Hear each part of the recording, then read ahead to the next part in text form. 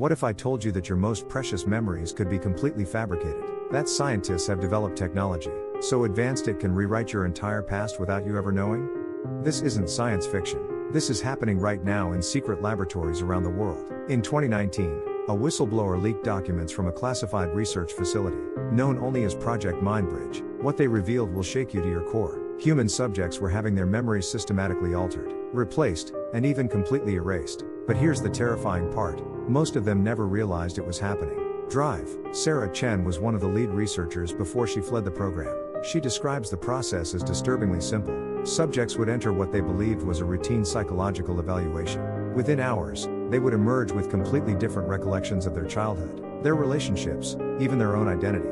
The technology works by targeting specific neural pathways in the hippocampus, using a combination of electromagnetic stimulation and precisely calibrated drug cocktails. Researchers can literally rewrite the electrical patterns that store our memories. Think of it like editing a computer file, except the file is your entire sense of self. Patient 47 is a case that haunts Drive. Chen to this day, a 28-year-old teacher entered the facility, believing she was participating in a memory enhancement study. She had vivid recollections of growing up with loving parents in suburban Ohio. After the procedure, she was convinced she had been raised by abusive guardians in rural Montana. Every detail was crystal clear in her mind: the smell of her stepfather's cigarettes, the sound of her stepmother's angry voice, the texture of the basement wall where she supposedly hid during fights. None of it was real, but to her, these false memories felt more authentic than anything she had ever experienced. When shown photographs of her actual parents, she recoiled in fear, claiming she had never seen these strangers before in her life.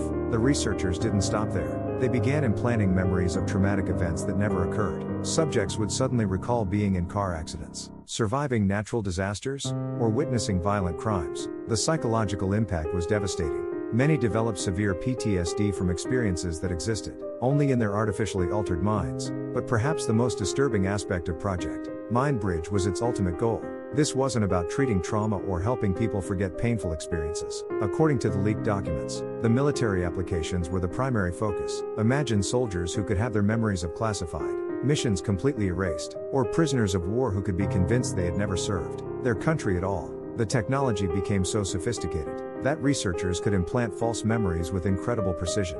They could make someone remember eating breakfast with a specific person on a specific date 20 years ago. They could create memories of conversations that never happened, places that were never visited, emotions that were never felt. Drive. Chen recalls one particularly chilling experiment. A subject was made to believe he had committed a brutal murder. The false memory was so vivid and detailed that he confessed to the crime. When questioned by researchers posing as police officers, he could describe the victim's face, the weapon he used, even the exact time and location. His anguish and guilt were completely genuine, despite the fact that no crime had ever taken place. The neurological mechanisms behind memory manipulation are more fragile than most people realize. Our brains don't store memories like a video recorder. Instead, each time we recall an event, we're essentially reconstructing it from scattered neural fragments. This reconstruction process is where the vulnerability lies. With the right intervention at the right moment, those fragments can be rearranged, deleted, or replaced entirely. The leaked documents reveal that over 300 subjects underwent these procedures between 2017 and 2019. Many were recruited through seemingly innocent advertisements for memory studies, offering participants modest payments for their time. They had no idea